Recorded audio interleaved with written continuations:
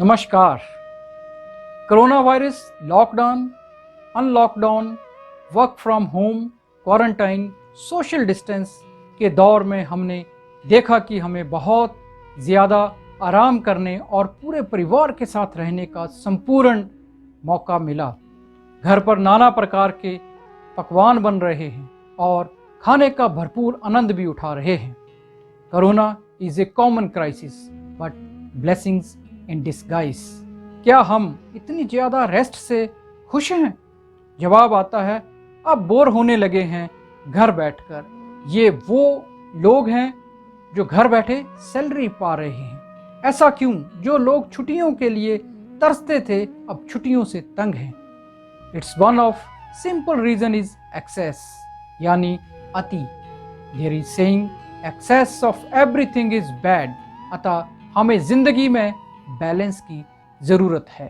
आज का ये वीडियो भी ज़िंदगी की ऐसी ही कुछ बातों को छूने की कोशिश है और ये स्वामी विवेकानंद जी, जो भारतवर्ष के महान विचारक हुए हैं, की किताब कर्मयोग के दूसरे अध्याय पर आधारित है, जिसका टाइटल है अपने अपने कार्य क्षेत्र में सब महान है, each is great in his own place. Swami ji कहते हैं कि सृष्टि 3 गुणों से बनी है। Nature is composed of 3 forces. दूसरे शब्दों में त्रिगुणमयी है। ये गुण हैं सत्व, राजस और तमस, यानी सत्व, रजो और तमो। तमस इज टाइपिफाइड एज डार्कनेस और इनएक्टिविटी, कार्यशून्यता या निष्कर्म। राजस is a state of activity, कार्यशीलता, attraction और repulsion। और तीसरा गुण सत्व या सतव, which is a state of equilibrium of above 2 forces, that is tamas and rajas। प्रत्येक व्यक्ति इन 3 गुणों से निर्मित है। Sometimes तमस prevails या प्रबल होता है, हम सुस्त हो जाते हैं, इनएक्टिव रहते हैं और डलनेस का भाव रहता है। और कभी कभी हम बहुत ज़्यादा एक्टिव रहते हैं, इस समय राजस गुण प्रबल होता है। And sometimes we find us in a sweetness, calmness and greatness, which is due to the balancing of both action and inaction, यानी सत्व गुण। ये संपूर्ण सृष्टि में, चाहे वो पशु, पेड़ पौधे या इंसान, ह्यूमन बींग्स, सभी में इन 3 गुणों का समावेश होता है, किसी में ज़्यादा और किसी में कम। हमें ये बतलाकर कि उनका संपूर्ण स्वरूप क्या है तथा उनका किस प्रकार उपयोग होना चाहिए, हमें अपना कार्य अच्छी तरह से करने की शिक्षा देता है। हम जिस भी स्थिति में हों, हमें अपने कर्तव्य यानी ड्यूटी और सदाचार यानी मोरालिटी ठीक तरह से पालन करना चाहिए। यदि हमारे साथ कुछ ठीक नहीं होता तो हम डिप्रेशन जैसी स्थिति में नहीं होने चाहिए और कुछ अच्छा होने पर ना ही अयाशी करनी चाहिए। जिंदगी में बैलेंस की ज़रूरत है।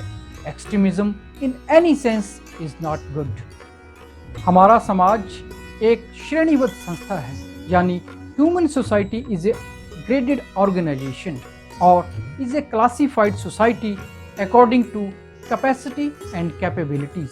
हम सभी जानते हैं कि सदाचार और कर्तव्य किसे कहते हैं, परंतु फिर भी देखते हैं कि सदाचार भिन्न भिन्न देशों में या सोसाइटीज़ में अलग अलग है। It's standards varies. एक देश में जो सदाचार युक्त मानी जाती है, संभवतः है कि दूसरे देश में वही नितांत दुराचार समझी जाए। उदाहरण के लिए, एक देश में चचेरे भाई बहन यानी कजन्स आपस में शादी कर सकते हैं, परंतु दूसरे देश में ये बात बुरी मानी जाती है, इमोरल ठहराई जाती है। इसी तरह सदाचार के और भी उदाहरण हैं जो बताते हैं कि सदाचार के स्टैंडर्ड्स चेंज होते हैं स्थान दर स्थान। But in spite of all above we have idea that there must be a universal standard of morality.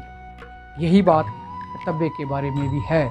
Idea of duty varies much among different nation. हर देश में अलग अलग पैरामीटर हैं। किसी देश में यदि एक मनुष्य कुछ विशिष्ट कार्य नहीं करता, लोग उस पर दोषारोपण करते हैं। यदि दूसरे देश में कोई यही करता है तो उसे ठीक नहीं कहते। In same way one class of society thinks that certain are among duty, while other class thinks quite the opposite and would be horrified if it had to do these things. Yet we know that there is some universal idea of duty. अब हमारे सामने दो रास्ते खुले हैं। एक जो सोचते हैं, जो अज्ञानी हैं, इग्नोरेंट हैं कि सत्य का एक ही मार्ग है, rest is wrong, that is the thinking of extreme. Another is way of wise, जो सोचते हैं और मानते हैं कि हमारी मानसिक दशा तथा परिस्थिति के अनुसार कर्तव्य तथा सदाचार भिन्न भिन्न हो सकते हैं। अतएव जानने योग्य बात यह है कि कर्तव्य और सदाचार के भिन्न भिन्न स्तर होते हैं और एक अवस्था के, एक परिस्थिति के कर्तव्य दूसरी परिस्थिति के कर्तव्य नहीं हो सकते। In other words, it is important to know that there are gradations or level of duty and of morality, that the duty in one state of life, in one set of circumstances will not and cannot be that of another, so it is a relative case. अतएव हमारे लिए जो एकमात्र रास्ता रह जाता है वह है ये कि हम समझ लें कि कर्तव्य और सदाचार की धारणा भिन्न भिन्न परिस्थितियों के अनुसार बदलती रहती है। उदाहरण के लिए हमें बहुत से ज्ञानी महापुरुष समझाते हैं कि रजिस्ट नॉट इविल, अहिंसा, बट परिस्थितियों के हिसाब से इविल को रजिस्ट करना भी ड्यूटी है। ये सोचकर भी डर लगने लगता है कि अशुभ का विरोध नहीं, कि समाज कैसे चलेगा। Such is the central idea of कर्म योगा। कर्म योगी वही है जो समझता है कि सर्वोच्च आदर्श नॉन रेजिस्टेंस यानी अहिंसा है, जो जानता है कि ये नॉन रेजिस्टेंस ही मनुष्य की आंतरिक शक्ति का उच्चतम विकास है। Before reaching this highest ideal, man's duty is to resist evil, let him fight, let him strike straight from the shoulder. Then when he has gained the power to resist, will non-resistance be the virtue. Swami ji बताते हैं कि हमारे लिए समझने की ये एक बड़ी बात है कि प्रत्येक कार्यों की दोनों एक्सट्रीम एक समान होती है। Extreme positive and extreme negative are always similar. हमें जिंदगी के जीने के लिए बैलेंस यानी मध्य मार्ग की ही ज़रूरत है।